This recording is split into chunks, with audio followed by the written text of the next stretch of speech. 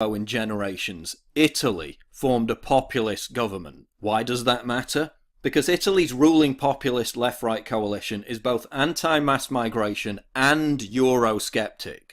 If Italy's grand experiment succeeds, it serves as a template for the rest of Europe and a harbinger of doom for the survival of the European Union. If you doubt that, then just look at how EU Commissioner Gunther Oettinger reacted to the election, saying, quote, "The markets will teach Italians to vote for the right thing." In other words, technocrats will punish you for exercising your democratic choice. An astounding level of arrogance, but one that we've come to expect from the EU. But worse than this, the globalists actually attempted to install a former IMF director and Europhile as Prime Minister, completely overriding the will of the people who voted for the exact opposite. They've got the nerve to call Viktor Orban an autocrat when he was democratically elected in a fair fight, while literally attempting to institute a bloodless coup to overturn the results of a national election. Juncker has the nerve to tell Italians to work harder and stop blaming the EU for its problems, when Italy's economic problems only began after they joined the Eurozone.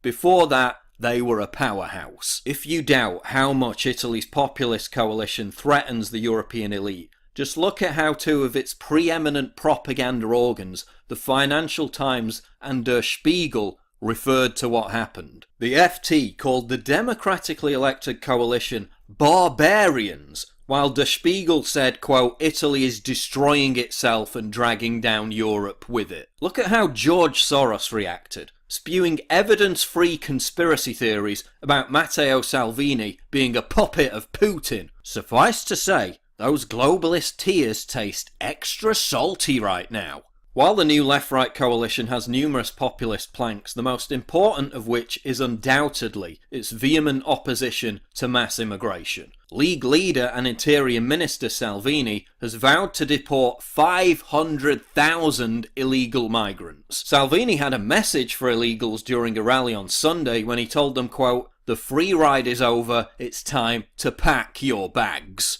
The incentive for migrants to reach Italy via the Mediterranean route, a suicidal venture promoted by Soros-backed NGOs and the European Union, will be eliminated. Instead of providing a taxi service for economic migrants falsely labelled refugees, Italy will crack down on criminal people smugglers and turn the boats back. Luigi Di Maio, leader of the Five Star Movement, has also suggested that GDP will no longer be seen as the primary indicator of economic growth. This represents a wholesale rejection of neoliberalism and a return to a kind of localist, high Tory-style protectionist view that rampant capitalism and corporatism has massively eroded communities and culture. This idea that monopoly capitalism has in fact harmed social cohesion, diluted and vulgarized culture, and corroded morality is one now taking root amongst increasing numbers of thinkers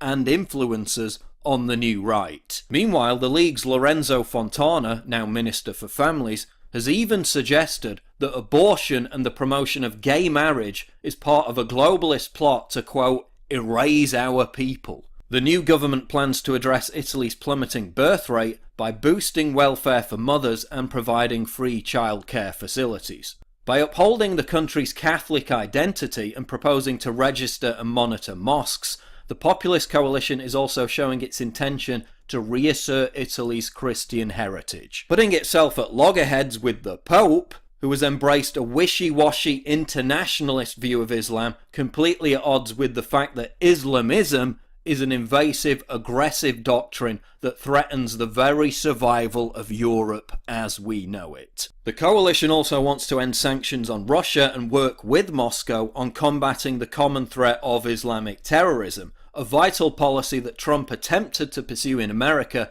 before he was hamstrung by relentless hysterical outbursts over Russian collusion. Italy's populist coalition has embarked on a policy programme that every other European country should be looking to mirror. The global elite will now attempt to portray everything that happens in the country as a manifestation of chaos and instability. In reality, the only chaos and instability is that which is currently consuming the dictatorial, arrogant, corrupt European Union as voters across the continent reject its arcane, discredited, Byzantine tyranny. Italy has said no to mass immigration, no to the EU, no to the erosion of its cultural birthright. And starting with Sweden in September, we can now truly begin to hope that the rest of Europe will follow the same course.